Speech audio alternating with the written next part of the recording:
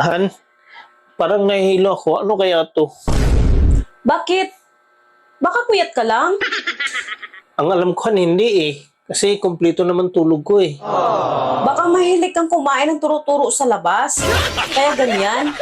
Isipin mong mabuti kung saan ka nakakain ng turo-turo sa labas.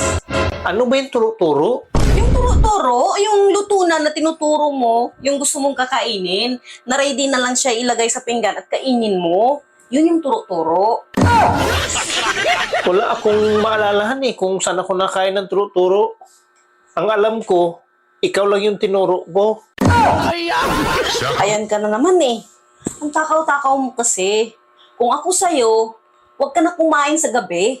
Paano naman ako makaiwas na kumain sa gabi? Eh, hinahawakan mo yung ulo ko. Alam mo, kung ako sa'yo, iwasan mo lang kumain ng mga matataba. Kasi alam ko, kolesterol yan. Eh, paano naman maiwasan yun? Eh, hindi ka naman nagda-diet. Ikaw, kanina ka pa ha? Kung natatabaan ka, ba't mo kinain? Hindi maiwasan eh. Han, kumusta yung check-up natin sa doktor nung isang araw? May result na ba? Ang alin doon, Han? Kasi nga, gusto kong mabuntis ka na. Kaya nagpa-check up tayong dalawa sa doktor. Ah, oo nga pala, Han. Kakukuha ko lang ng result kanina. At ang sabi ng doktor, dalawa yung result. Sa'yo at saka sa akin. Ah, hindi ko pa nabasahan eh. Sigurado ka, Han? Buksan mo na. Excited na akong makita. Hani kung ano yung result. Ah, sandali lang, Han ah. Nandito eh.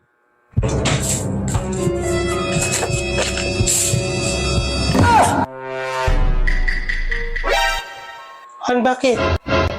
Sabihin mo na kasi. Naku, Han! Kapag may gusto mo! Ha? Anong result? Sabihin mo na kasi. Buntis ako! Salamat, natupad na talaga yung pangarap ko. Ano, yung isa, ano yung result?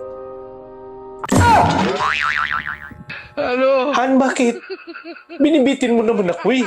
Magkulaps ako sa'yo sa sobrang excited at tuwa. Ha? Sabihin mo na. Baog ka!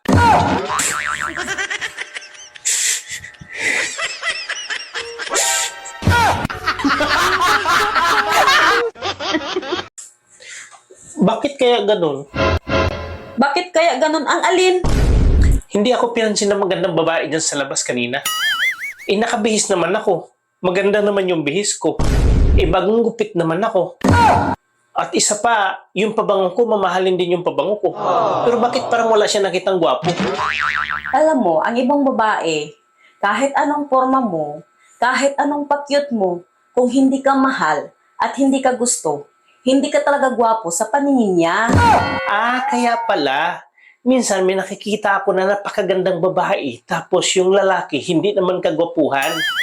Pero, pag tinanong yung babae, ang sabi niya, napakagwapo ng asawa niya o boyfriend niya. Ganun pala yun. Oo, ganun yun. Ah, ibig sabihin, dahil ako ang pangasawa mo at mahal na mahal mo ako, napakagwapo ko pala para sa'yo. Di ka naman gwapo eh. Eh, di ba kasasabi mo lang na pag mahal na mahal yung babae yung lalaki, eh, gwapong-gwapo sa paningin niya? Oo nga. Eh, bakit mo sinabi na hindi ako gwapo? Eh, hindi naman kita mahal eh. Kaya hindi ka gwapo. Eh, bakit mo ako pinakasalan? Eh, hindi naman pala ako gwapo, hindi mo naman pala ako mahal. Eh, ano nagugustuhan mo sa akin? Eh, malaki kasi pututoy mo.